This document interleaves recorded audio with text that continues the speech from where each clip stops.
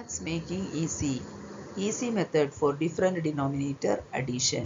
Different denominator addition or subtraction ಮಾಡುವಾಗ numerator 1 ಬಂದಿದ್ದರೆ ನಮಗೆ ಟಿಪ್ಸ್ ಮತ್ತು ಟ್ರಿಕ್ಸ್ ಯೂಸ್ ಮಾಡಲಿಕ್ಕೆ ಸಾಧ್ಯವಾಗುತ್ತದೆ. ಹೇಗೆ ಅಂದರೆ ಇಲ್ಲಿ ನೋಡಿ 1/2 ಪ್ಲಸ್ 1/3 ಹೀಗೆ ಕ್ವಶನ್ ಬರೆಯುವಾಗ ಫಸ್ಟ್ 2 ಪ್ಲಸ್ 3 ಆ್ಯಡ್ ಮಾಡಿ ಮೇಲೆ ನ್ಯೂಮರೇಟರ್ ಬರಿಬೇಕು. 2 ಇಂಟು 3 ಮಲ್ಟಿಪ್ಲೈ ಮಾಡಿ ಕೆಳಗೆ ಬರಿಬೇಕು 6.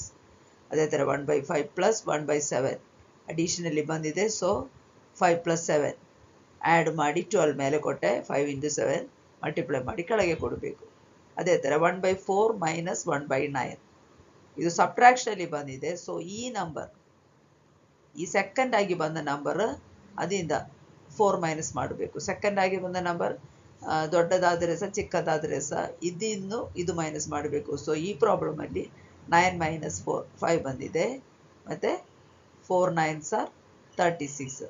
ಇದೇ ಥರ ಪ್ರಾಕ್ಟೀಸ್ ಮಾಡುವಾಗ ತಪ್ಪಿಲ್ಲದೆ ಈಸಿಯಾಗಿ ಸುಲಭವಾಗಿ ಮ್ಯಾಥ್ಸ್ ಫ್ರ್ಯಾಕ್ಷನ್ ಅಡಿಷನ್ ಮಾಡಲಿಕ್ಕೆ ಸಾಧ್ಯವಾಗುತ್ತದೆ. ಹೆಚ್ಚಿನ ಮಾಹಿತಿಗಾಗಿ ಚಾನಲ್ ಸಬ್ಸ್ಕ್ರೈಬ್ ಮಾಡಿ.